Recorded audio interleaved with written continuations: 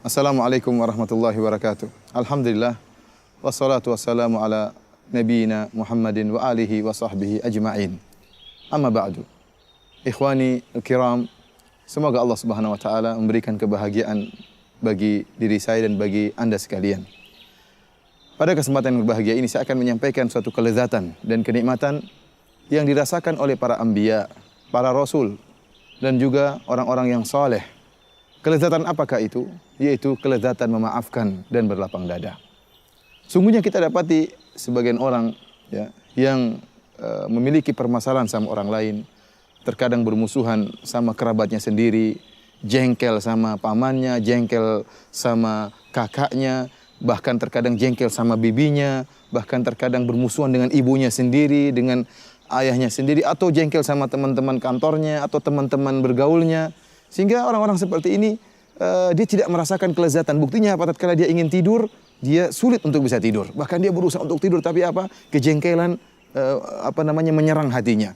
Kejengkelan, kemarahan, kedongkolan terhadap teman-temannya, terhadap kerabatnya membuat dia sulit untuk tidur. Dia berusaha meletakkan bantal di kepalanya, namun tidur tidak juga mendatanginya. Kenapa? Pikiran dia, hati dia tidak enak, tidak gelisah hatinya. Tetapi orang yang memaafkan berbeda. Orang yang memaafkan, hatinya lapang, dia mungkin dicerca oleh orang lain, dihina oleh orang lain, tapi dia dalam keadaan bahagia, dia pun tidur pulas. Dia tidak ingin merepotkan hatinya, tidak ingin menyulitkan hatinya. Kita tahu hati kita ini kecil, kalau kita isi dengan kebencian, kemarahan, kedongkolan, hati ini jadi berat. Hati ini jadi berat sehingga untuk tidur pun sulit, untuk mau santai pun sulit, sehingga di mana-mana gelisah hati ini. Kenapa? Karena jengkel sama orang lain, marah sama orang lain. Lihatlah bagaimana anbiya, bagaimana para rasul, musuh mereka begitu banyak.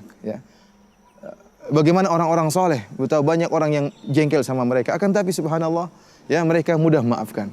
Sehingga mereka bisa menemukan kelezatan, memaafkan dan kelezatan berlapang dada. Lihatlah bagaimana Nabiullah Yusuf alaihissalam, Nabiullah Yusuf alaihissalam, bagaimana sifat memaafkan yang luar biasa. Yusuf alaihissalam dipisahkan oleh kakak-kakaknya atau saudara-saudaranya membuang Nabi Yusuf alaihissalam dalam sumur.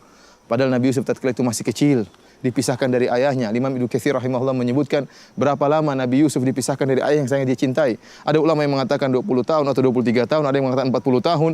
Dijauhkan dari ayahnya sementara dia masih kecil. Ini merupakan perkara yang sangat menjengkelkan. Kemudian akhirnya dijual menjadi seorang budak dan seterusnya sampai akhirnya Nabi Yusuf alaihissalam dengan hikmat Allah menjadi seorang al-aziz, seorang menteri yang terkenal di negeri Mesir.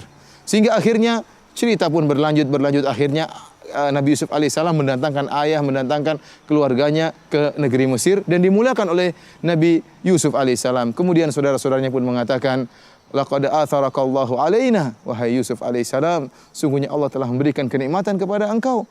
Namun Nabi Yusuf alaihissalam sama sekali tidak marah kepada saudara-saudaranya. Bahkan dia mengatakan, la tathriba alaikumul yaum yaghfirullahu lakum. Subhanallah, lihat perkataan Nabi Yusuf alaihissalam. Tidak ada celaan bagi kalian wahai saudara-saudaraku. Yaghfirullahu lakum, semoga Allah mengampuni dosa-dosa kalian. Bukan hanya memaafkan, bahkan Nabi Yusuf alaihissalam mendoakan saudara-saudaranya agar diampuni oleh Allah Subhanahu wa taala. Padahal telah dipisahkan dari ayahnya dengan waktu yang begitu lama. Namun kelapangan hati Nabi Yusuf alaihissalam dan Nabi Yusuf merasakan kelezatan memaafkan dan kelezatan berlapang dada. Lihatlah juga Nabi Muhammad sallallahu alaihi wasallam. Bayangkan bagaimana jengkelnya orang-orang kafir Quraisy terhadap Nabi Muhammad sallallahu alaihi wasallam. Dan lihat kezaliman yang telah mereka lakukan kepada Nabi Muhammad sallallahu alaihi wasallam. Dikeluarkan dari kampungnya, dari kota Mekah, dikeluarkan, harus meninggalkan sanak keluarga, harus meninggalkan tanah kelahirannya. Tanah kelahiran yang sangat dicintai oleh Nabi sallallahu alaihi wasallam. Kemudian dilarang untuk bisa berumrah, dilarang untuk berhaji. Rasulullah sallallahu alaihi wasallam diusir, akhirnya harus berhijrah ke kota Madinah. Kemudian 8 tahun berikutnya Rasulullah SAW kembali, atau berapa tahun berikutnya Rasulullah SAW kembali menyerang orang-orang Mekah dari Madinah, kemudian datang ke Mekah untuk menaklukkan kembali tanah kelahirannya, kota Mekah. Dan tatkala itu orang-orang kafir musyrikin Quraisy pun merasa takut kepada Nabi sallallahu alaihi wasallam. Sebagian menyangka bahwasanya Nabi akan melampiaskan dendamnya dan akan bunuh mereka. Tetapi kemudian Rasulullah SAW bertanya kepada mereka, apa yang kalian sangka akan aku lakukan kepada kalian?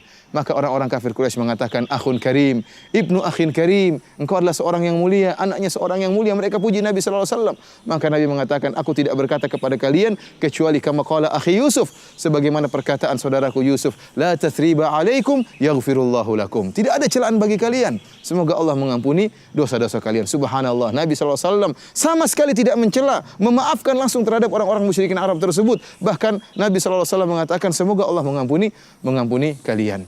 Tidak bisa orang melakukan demikian kecuali mengetahui dan pernah merasakan lezatnya memaafkan, lezatnya berlapang dada. Lihatlah bagaimana kisah seorang nabi yang pernah diriwayatkan oleh Nabi sallallahu alaihi wasallam. Kata Nabi sallallahu alaihi wasallam, wa huwa, tentang seorang nabi, admauhu, kaumnya membuat wajahnya berdarah.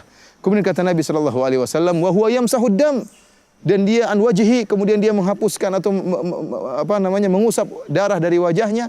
Kemudian dia berkata, Rabbighfirli qaumi fa innahum la ya'lamun. Ya Allah, ampunilah kaumku, sungguhnya mereka tidak paham. Dia bukan cuma memaafkan kaum yang telah melukainya, bahkan dia berdoa kepada Allah agar Allah mengampuni kaumnya, dan beliau bahkan dia mendatangkan uzur bagi kaumnya. Ya Allah, mereka melakukan demikian karena tidak mengerti. Luar biasa bagaimana kelapangan dada para anbiya dan para rasul. Oleh karenanya ikhwani fillah azanillahu wa iyyakum, Allah Subhanahu wa taala telah memerintahkan kita untuk menghilangkan rasa dongkol, rasa hasad, rasa dengki dari hati kita terhadap sama kaum muslimin. Kata Allah Subhanahu wa taala, walladzina ja'u min ba'dihim yaquluna rabbana ighfir lana wa li ikhwanina alladzina sabaquna bil iman wa la taj'al fi qulubina ghillan lil ladzina amanu rabbana innaka raufur rahim. Dan orang-orang yang datang setelah kaum Muhajirin dan kaum Ansar, mereka berdoa, ya Allah, ya ampunilah kami dan ampunilah orang-orang sebelum kami, orang-orang yang beriman sebelum kami. Subhanallah, mendoakan dirinya, mendoakan orang yang beriman yang lain. Wala taj'al fi qulubina ghillan lil ladzina amanu. Dan Allah, janganlah kau jadikan dalam hati kami ghil, dengki, hasad, kejengkelan terhadap orang-orang mukmin yang lain. Sungguhnya Engkau Maha Pengasih lagi Maha Penyayang. Ini doa yang diperintahkan oleh Allah agar kita berdoa dengan doa tersebut, sifat yang sangat mulia. Oleh karena kita lihat bagaimana penghuni surga, Allah akan bersihkan hati-hati mereka. Kata Allah Subhanahu wa taala, wa naza'na ma fi sudurihim min ghil, dan kami akan mencabut ghil, yaitu kedengkian, kejengkelan dari hati-hati penghuni surga sebelum Allah masukkan ke dalam surga Allah. Dan kita tentunya ingin memiliki sifat-sifat sebagaimana sifat-sifat penghuni surga. Ikhwani fillah azanillahu wa iyyakum, para pemirsa yang dirahmati oleh Allah Subhanahu wa taala, kita tidak berbicara tentang para anbiya saja, tapi kita juga berbicara tentang contoh nyata, ya, para ulama bagaimana kelapangan hati mereka dalam memaafkan. Saya juga tidak berbicara tentang para ulama terdahulu seperti Syekhul Islam Ibnu Taimiyah yang sangat luar biasa sifat maafkannya. Saya berbicara tentang ulama zaman sekarang, Syekh bin Baz rahimahullah, yang hidup di abad kita, abad ke-20, hidup di abad kita ini. Bagaimana sifat memaafkan yang luar biasa. Disebutkan dalam satu ceramah tentang bagaimana sifat Syekh bin Baz rahimahullah, di mana suatu saat beliau hadir dalam pengadilan. Tatkala itu ada seorang pemuda yang dihukum oleh pengadilan dengan hukuman yang buruk. Maka pemuda ini pun mencela Syekh bin Baz, memaki-maki Syekh bin Baz. Ya, sementara di depan pengadilan, di depan orang banyak, Syekh bin Baz dimaki-maki. Akhirnya salah seorang tentara askar, ya, melihat memandang ke Syekh bin Baz. Begitu kalau Syekh bin Baz memberi perintah untuk melakukan sesuatu terhadap orang ini, maka akan dia lakukan. Ternyata tatkala dia melihat Syekh bin Baz hanya menundukkan pandangannya. Kemudian Syekh bin Baz rahimahullah hanya mengatakan Allahumma ghfirli, astaghfirullah, Allahumma shalli ala Muhammad. Dia hanya berzikir kepada Allah Subhanahu wa taala tatkala dicela dan dimaki-maki oleh pemuda tersebut. Qadarullah, selesai acara pengadilan. 4 hari berikutnya, qadarullah, ternyata pemuda ini, ya, meninggal dunia. Pemuda yang tadi mencela dan maki-maki Syekh bin Baz meninggal dunia. Akhirnya tatkala akan disolatkan dan imam sudah maju ingin menyolatkan pemuda ini, tiba-tiba ada yang melaporkan, pemuda ini 4 hari yang lalu mencaci maki Syekh bin Baz rahimahullah. Maka akhirnya imam tidak mau mensolatkan orang ini. Kenapa? Orang ini mencaci maki Syekh bin Baz. Akhirnya dikuburkan, mungkin yang menyolatkan hanya keluarganya, sementara imam kampung tidak mau menyolatkan dia. 3 bulan berikutnya, ya, sampailah kabar kepada Syekh bin Baz tentang kisah pemuda tadi. Maka Syekh bin Baz pun kaget mendengar cerita tersebut. Maka dia pun minta supirnya untuk mengantar Syekh bin Baz, mengantar beliau ke kuburan orang tersebut. Maka supirnya pun segera mengantar Syekh bin Baz ke kuburan pemuda tadi yang tidak disolatkan oleh imam kampungnya. Maka Syekh bin Baz rahimahullah kemudian solat jenazah di kuburan orang tersebut. Kemudian Syekh bin Baz berdoa sekitar setengah jam mendoakan pemuda ini. Luar biasa ikhwan. Bagaimana orang bisa seperti ini kecuali karena hatinya apa? Hatinya yang sangat lembut. Oleh karena ikhwani fil azani walakum, saya juga pernah mendengar cerita di Idzaatul Quran. Tatkala suatu saat Syekh bin Baz kemudian sedang mengisi pengajian, tiba-tiba ada orang yang mengirim pertanyaan, Syekh bin Baz, saya mohon maaf karena saya pernah mencela engkau demikian. Mohon maafkan saya Syekh bin Baz. Maka Syekh bin Baz mengatakan, ya bunayya, ya ibni, wahai anakku, wahai putraku, saya telah maafkan engkau. Dan juga saya telah maafkan orang-orang yang sebelum engkau mencelaku. Dan saya juga akan maafkan orang-orang yang setelah engkau akan mencelaku. Luar biasa, akhirnya membuat orang-orang para hadirin pun menangis mendengar jawaban Syekh bin Baz rahimahullahu ta'ala. Tidak mungkin seorang ya bisa memiliki kebersihan hati, kemudian memaafkan saudaranya, kecuali orang yang memiliki iman yang tinggi kepada Allah Subhanahu wa ta'ala, yang mengetahui bahwasanya di balik pengampunan dan memaafkan pahala yang besar dari Allah Subhanahu wa ta'ala. Bukankah Allah Subhanahu wa ta'ala telah berfirman, "Falyafu walyasfahu, ala tuhibbuna ayaghfirallahu lakum?" Hendaknya mereka berlapang dada dan memaafkan. Apakah kalian ingin dimaafkan oleh Allah Subhanahu wa ta'ala? Jika kalian memaafkan saudara kalian, maka kalian akan diampuni oleh Allah Subhanahu wa ta'ala. Ikhwanil kiram, ya, ikhwatil kiram, para pemirsa yang dirahmati oleh Allah Subhanahu wa ta'ala. Kau ingin bahagia? Anda ingin bahagia? Maka maafkanlah saudara-saudara Anda. Maafkanlah kakak Anda, maafkanlah ibu Anda kalau bersalah sama Anda. Maafkanlah istri Anda, maafkanlah guru Anda, maafkanlah teman Anda. Ya. Anda akan merasakan ketenangan, tidur pulas, santai. Tapi kalau Anda tidak maafkan, maka akan menjadi dongkol. Berjalan di mana-mana dongkol. Setiap melihat musuh Anda semakin dongkol.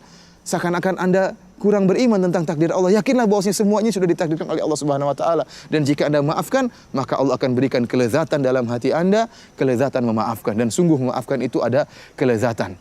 Dan begitu indah jika seorang punya masalah dengan orang lain dan orang tersebut menzalimi dia, kemudian dia bangun di malam hari, salat malam, kemudian berdoa, ya Allah ampunilah si fulan, ya Allah telah menzalimiku, maafkanlah dirinya. Allah akan berikan kelezatan yang luar biasa dalam hati orang yang melakukan demikian. Demikianlah para pemirsa yang dirahmati Allah Subhanahu wa ta'ala. Semoga Allah menjadikan kita orang-orang yang mudah memaafkan, sehingga kita bisa hidup dengan tenang, bisa hidup dengan bahagia, tidur dengan pulas, bisa memanfaatkan waktu kita untuk hal-hal yang bermanfaat. Tapi kalau kita jengkel sama orang, ada perkataannya kita kritiki, omongannya sedikit-sedikit kita kritiki, kita ingin bantah, kita ingin ngerot, kita ingin bantah, akhirnya apa? Pusing dada kita ini, jantung kita ini apa? Sempit, hati dada kita sempit, dan ternyata kita tidak bisa melampiaskan kemarahan kita. Orang tersebut yang kita marahin terkadang santai-santai saja, tidak ada musibah yang menimpanya. Oleh karenanya tatkala kita maafkan, maka kebahagiaan yang akan kita rasakan. Wallahu ta'ala alam bisawab. Semoga Allah menjadikan kita orang-orang yang berbahagia. Assalamualaikum warahmatullahi wabarakatuh.